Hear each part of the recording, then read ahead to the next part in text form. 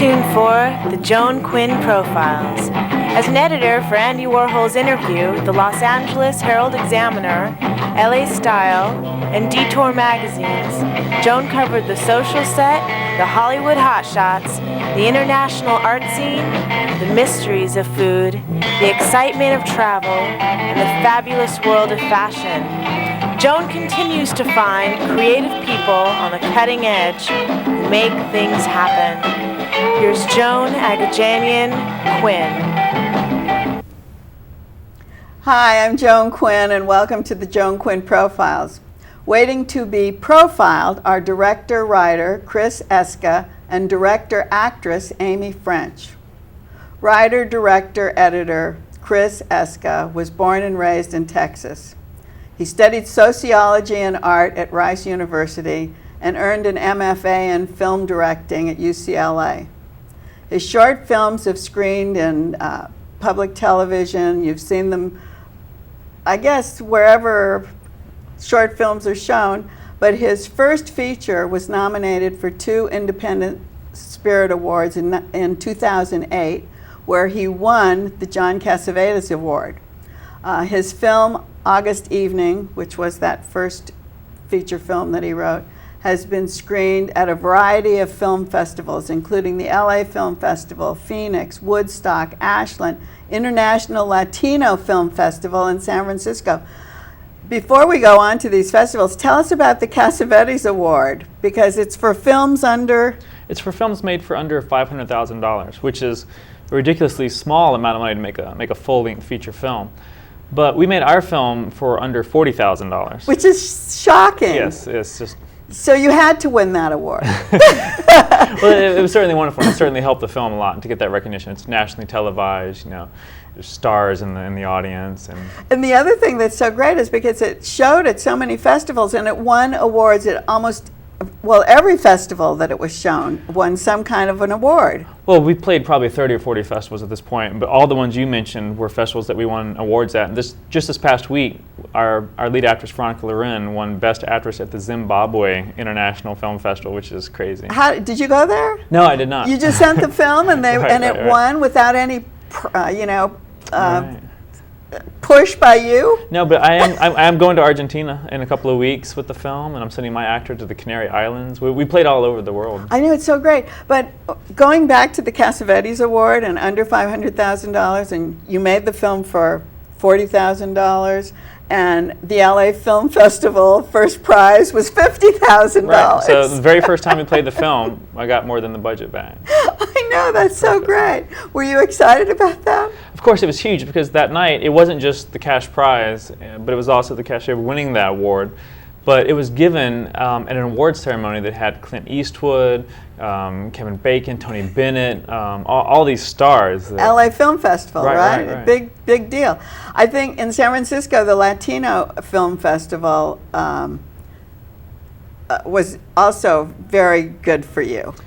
Yes, and that means a lot to me too, that a Latino audience would choose this film. It was actually best first feature there, and the judges were Latino filmmakers from all over the world, from other countries. But you're not Latino. What qualifies you for winning some award at a Latino film festival? Right. Well, you know, if you're making a film about Latino people, about Latino issues, then they're interested in having you in your film. Yeah, I think that's fabulous. So tell us the story now that we've moved into this Latino juxtaposition. Sure. Well, August Evening is the story of an aging, undocumented farm worker named Jaime and his young, widowed daughter-in-law named Lupe.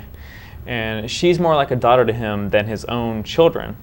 And basically, his real children don't treat him very well, and so she wants to stay and take care of him. But he wants her to move on and remarry. So it's that bittersweet time in life.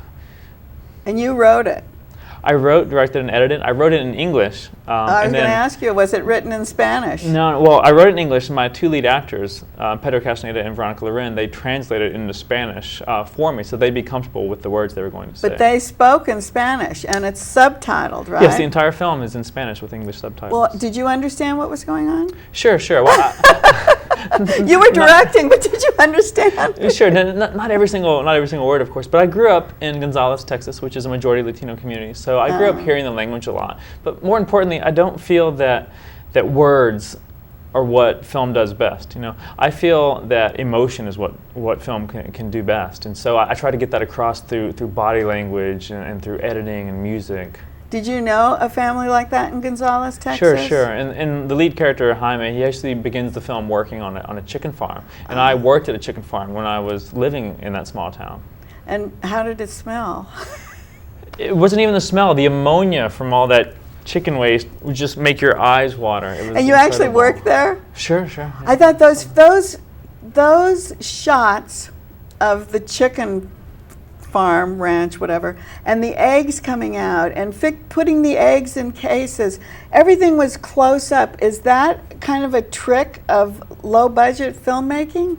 It certainly can be if you don't have the production design. So say if you're in a room and all you have are blank walls, of course you're going to want to go in tight, but we were in a real location that was incredibly fascinating at this chicken farm. So to me that was more of an artistic choice as opposed to maybe trying to hide the fact that we didn't have money and $1 million. You know. But that also happened in a lot of other situations. Were there other things that you had to utilize to keep your budget low? How did you keep your budget? Well, I went home. I basically you went home? Is that where it was? I went home to make the film, yeah. I'd been out at UCLA Film School. I've been out in LA for off and on for maybe 10 years. And after I graduated, I went back to Gonzales, Texas, small town, 6,000 people. My family's been there for 30 years.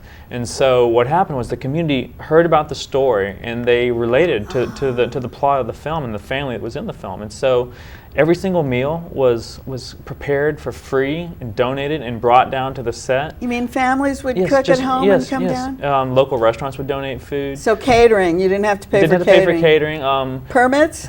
No permits in Texas, not in the small towns. So you didn't have to do that? And then, you know, all the production design, they allowed us to go into the thrift stores and take anything we wanted, use it, don't use it on the set, and then take it back, and we didn't have to pay for it. Is that right? So all your costuming was done like that? And the cast and crew, they also worked for free.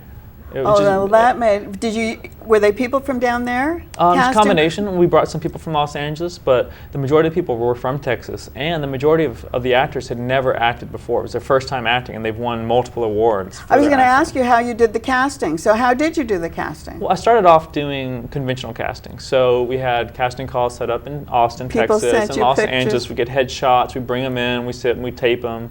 But in addition to that, I was always on the lookout for special people, and my lead actor, Pedro Castaneda, I just ran into him on the street. He was installing computer wireless networks. And he's a college graduate. He is a college graduate.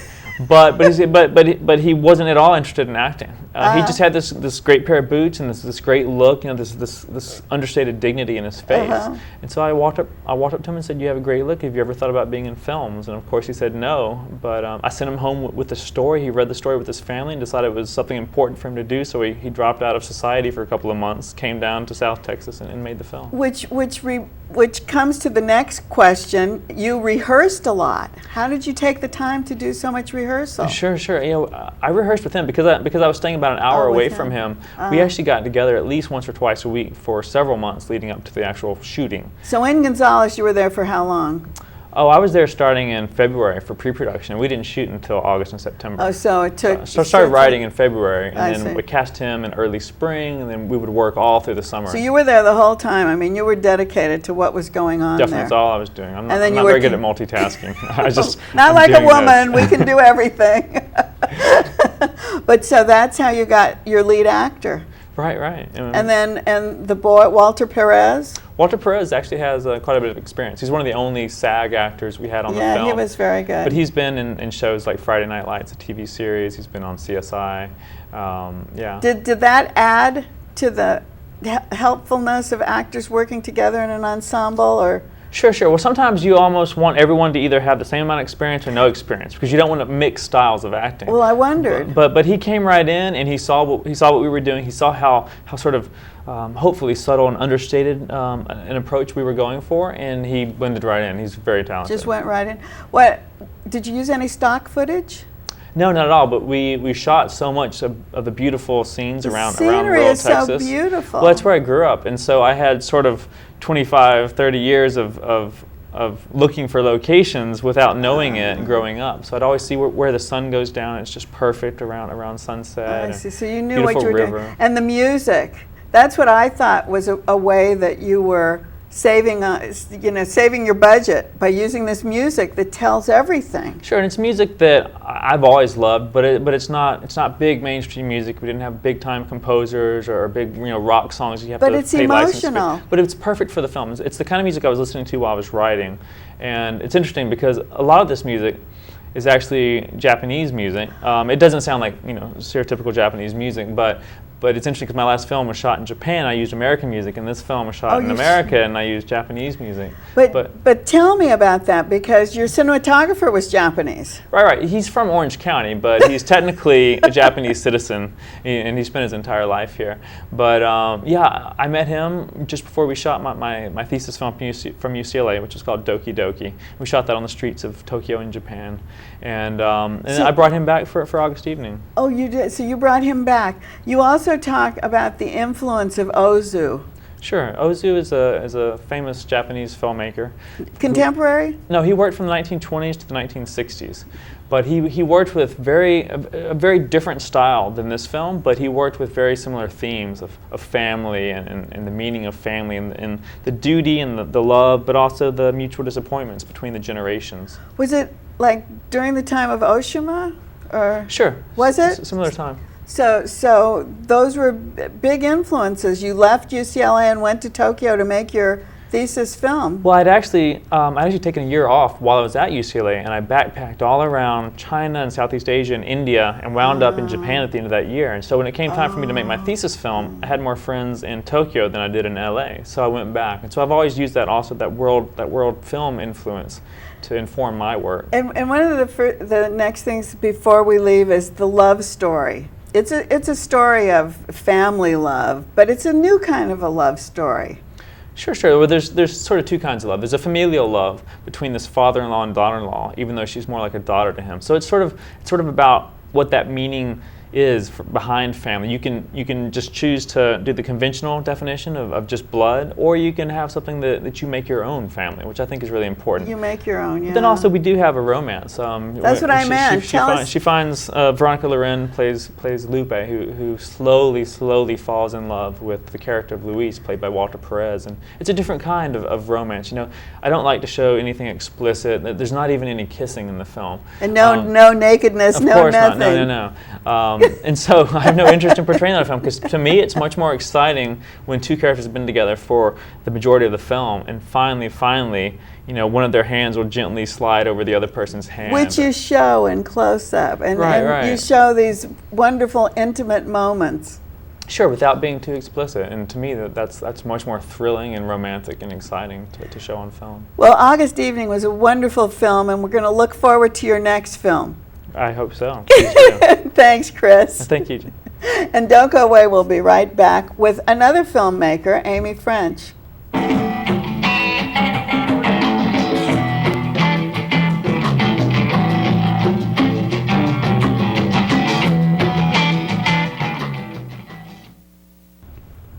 Hi, I'm Joan Quinn, and welcome back to the Joan Quinn Profiles. Director, writer, actress, Amy French is a native Angelino. She graduated from Good Shepherd School and Marymount High School, then went to Boston to earn a BFA in acting and creative writing at Emerson University. You've seen her in films and on TV, titles like Commander-in-Chief, Wednesday's Child, Greetings from Earth, Me, You, and Everyone We Know.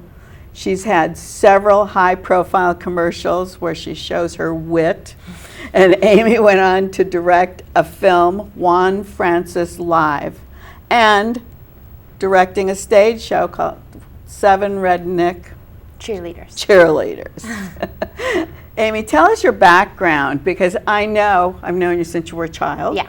But you have a really showbiz background. I do. Like, meaning my parents and yes, stuff? Which never came out when you were a little kid. We never saw that. Oh, really? Mm-hmm. Well, my dad comes from, he comes from England, and his parents were theater people. Like, my great-grandparents were, vaudevillians, and then his mother was a stage actress in London, and his father was also a singer and an actor in London. Oh. And then his father came out here, and the acting was maybe not working out as much. He got some parts, but he decided to start representing actors and become an agent. And then my dad came out here to go to actually science school. He was going to go to Caltech when he was 17. Well, was your father born in London? Mm-hmm. He was, yeah. But then he ended up going into business with his father, and they started the Chartwell Agency. Oh, that's right. Which represented a lot of famous actors and writers. Actually, they started out mostly just wanting to work with writers, but then sort of actors. And then who were the actors? Because they had like really top name. like Elizabeth Taylor and Richard Burton Yeah, and Marlon Brando and stuff like that. Yeah, Yeah, they were repping them as agents, right? Uh-huh. And Chartwell, there's a great Chartwell Square in London. Do you think it was named after that? I think Chartwell has something to do with Winston Churchill, and I'm not sure what that is. It was something else. Or maybe Chartwell Square does have something to do with Winston Churchill. I think there's a something of I him should there. know more about this, but I don't. But so that was your grandparents were for actors, musical actors and all that. actors. Not your father though. No. Your mother was kind of an actress. She was a No, model. she was a model. She knew how to act. No, and she be a didn't great like model. walking and talking or commercials. She always says that.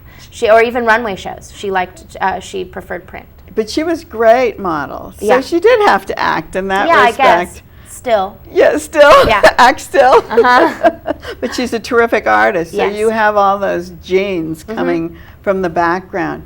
So were you influenced by them when you were at Good Shepherd? Oh, Good Shepherd. Good Shepherd, I did my first acting role. I played the Virgin of Guadalupe in our annual Virgin of Guadalupe pageant. So you did start acting really young. Well, if you ask my mom, she was like, it was like all of a sudden, like, you became somebody else and you were like this tiny little Virgin of Guadalupe on stage, apparently. I was really into it. I had a really long monologue I had to memorize. You did actually? Uh-huh. And then I went to Marymount High School, and then I did my first play sophomore year there, and then I was like, Dad, I love this, I love acting, this is what I want to do. And he's like, don't you dare, I hate actors. Is that right? Don't you dare? Yeah. But they had a really good drama department at Marymount. Yeah, they did. And then, but then my dad came and saw it, and he was like, well, you're good. That's what he said. Did he? Uh-huh. That's so So great. he like acquiesced. And then I went to school for acting at Emerson, and then ended up. Is that why you went to Emerson? Yeah. Because they had a good acting school?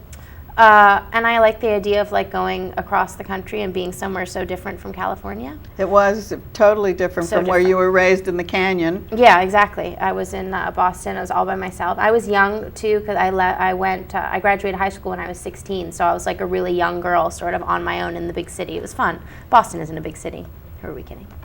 And then I ended up actually double majoring in creative writing because I really liked writing plays and screenplays and stuff like that. So you started writing, which is what a writer has to do. Yeah. And when you were did the classes at Emerson help you? Yeah, I mean, I think I figured it out halfway through that I wanted to write too, and then I started just taking summer classes and getting all my credits together so I could have the double major. And you did Emerson a short was awesome. film. Did you do it for Emerson? No, I did because I didn't go to film school at Emerson. No, I did a short film the summer after I graduated Emerson with some Emerson friends. That's what I thought. I thought it was kids from school. Yeah, they were all kids from Emerson. But why did you do that then? Because we wanted to see what it was like to make a movie. I mean, we had all moved to LA and we wanted to sort of be in the film making world. But you showed it everywhere. Yeah, we showed it at CAA.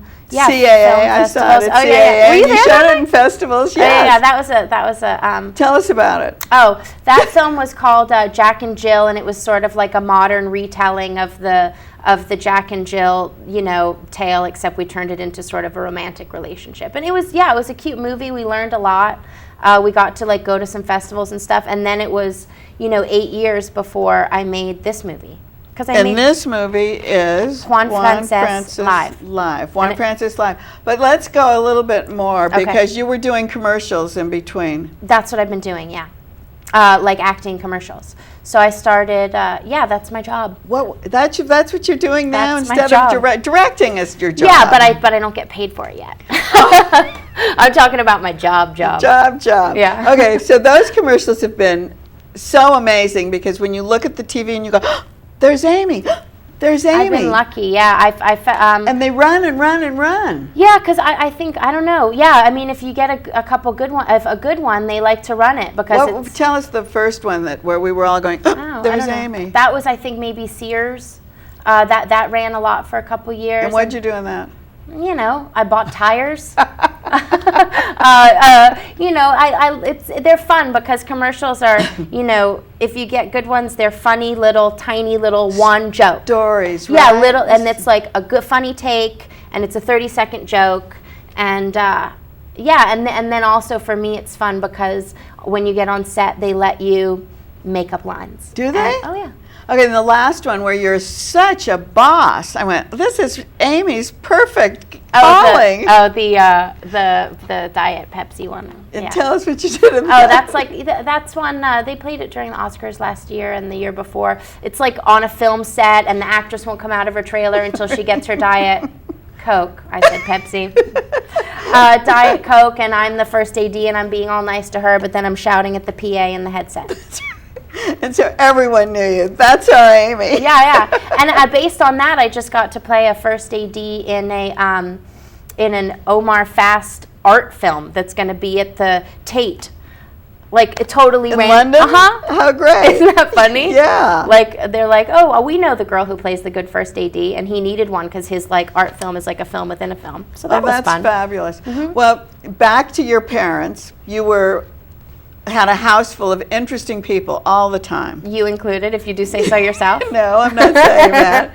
But you were at this canyon compound, huge space, lots of area, and people were coming in all the time. Did you ever learn anything from any of the actors or any of those people that came in? There weren't a ton of actors. You know, it was mostly artists. I mean, it was mostly like painters and sculptors. I mean, that was more the you kind of didn't have the show business group coming in? The showbiz people didn't come in through so much. I mean, other than like some really close friends of my parents, like Howard Zieff, the film director. I mean, I'm trying to think who else. I mean, you know, Christopher Isherwood, you know. Writers writers and stuff. It was more my parents' kind of people. That's why when I was like, Dad, I want to be an actress, he's like, but I don't like hanging around actors. But I thought, since you knew all of those people, that you still didn't draw on any of them. You drew on Spencer, your brother. I know. To be one Francis Lai. Well, that was how that came about yeah, I mean, this is sort of a movie that's based on our upbringing, being raised by Mexican women in Beverly Hills, and we sort of turned it into like a religious comedy musical. It's so funny. Tell us about it. Is he the whole star? Yeah, he's the whole star, and he's never acted a day in his life. How did you get him to do that? He is so funny. I know. I get him to do it. Are you kidding? How did you He get called him me up to and do said, that? because he's a musician. He's always played in bands and stuff, and so he was like, oh, wouldn't it be funny if I was like a Mark Anthony type Mexican pop star, because you know he speaks Spanish and he works in Latino television and radio, Latin television and radio, Spanish language all these years. Oh, he does? Yeah, he does. does. I see. He's like a Spanish language businessman. And I said, oh yeah, that's funny. He said we should write a movie, and I said okay. And he came down one weekend, and we wrote a draft. And where is he living now? Portland, Oregon. Oh, he's living in Portland with his wife and children, and all redheaded. I mean, it's like, you know. And then he comes and he plays this. He has no hair. I know, I was so surprised to see him. Oh, really? Without any hair. But it's funny because he's like a comedian. Mm-hmm. His but like timing dry. is so good. It's in the Or blood. did you direct it? He was no. You can't direct that kind of thing, as you know. I mean, you either have it or you don't, right? But he was very open to sort of like handing himself over to me, never having acted before, knowing that I had sort of done a lot of comedy and a lot of improv, and just sort of letting himself be directed by me. But I really didn't need to do much. He was just really a natural. And the story was something that we came up with together, and the music and everything. So it was a real partnership. Where did the music come from? We wrote it. You wrote it together? Yeah, well, he's the musician, and So then he I did? worked on the lyrics with him. And what qualifies you to be in the Latino Film Festival and win these awards? Right. Well, because you just asked that question of Chris Eska. Because the film is about, I mean, Spencer's almost the only non-Latino in the film. All the other characters are Latino, but it's really about you know, you are who raised you, right? Or like it's you know, that's that really Latino, interesting. Yeah. Latino is more of a culture than a race in regards to our movie, you know, and it's like all the cultural influences That's that this true. orphan boy had, you know, being raised by his Mexican nanny and gardener after his parents die when he's a baby, you know, so he's Mexican because that's who loves him is Mexican people, you know? And it's like, what does he choose? Well, here Oh, we go. Here we go. Also directing, because we don't have much time Okay. left. Upside down. At the Elephant Theater. Oh yeah, Seven Seven- Redneck Cheerleaders. This is a play, I'll say it briefly, that this is the third time we've done it. It's since 2005. It's been running right now since July 18th. It's a really popular show. Just keeps We have running. like a cult following. And you have a rotating cast? Yeah, What is that? like if you come on Friday night, you see one cast, and you come on Saturday night, you see a totally different cast of people. Oh, and how do you cast all those people, and how do you direct them all? It's really difficult. Is it? Because do you have to go in? Are they changing all the time? Yeah, too? that's what we did this summer, and I was constantly rehearsing new people and until we got our 2 casts locked down, and it was a little bit overwhelming, I think, for all of us. But now we've got these like 2 casts on Friday and Saturday night until the beginning of November. So it plays not on Thursday then, it plays Friday and and Saturday. Saturday. I see. And then, obviously, are they 7 girls? No.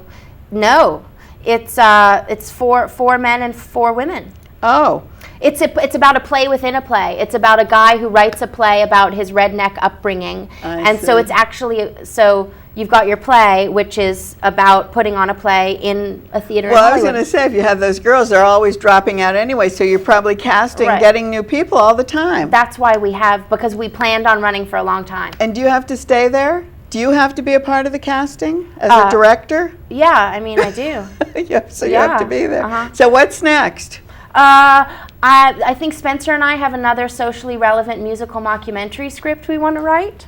Although it's not going to be about Latino anything this time. It's going to be about something else. And are you going to continue to act? Will you act in it? Yeah, maybe I'll do a little part in this one. I didn't really do anything in Juan Francés. I had a tiny little line, but But that's do you, it. where are you going to land? As a director or an actress? Well, a director, just because, you know, actresses, you know, they like them young. You know what I mean? Oh, don't tell me. Goodbye, Amy. Bye, Joan. Thank you. Thanks for being here today. It was fun. Thanks. And thanks for watching the Joan Quinn Profiles. Email jaquinn1 at AOL.com and 777 South Figueroa, 44th floor. We'll see you next time on the Joan Quinn Profiles. That's good.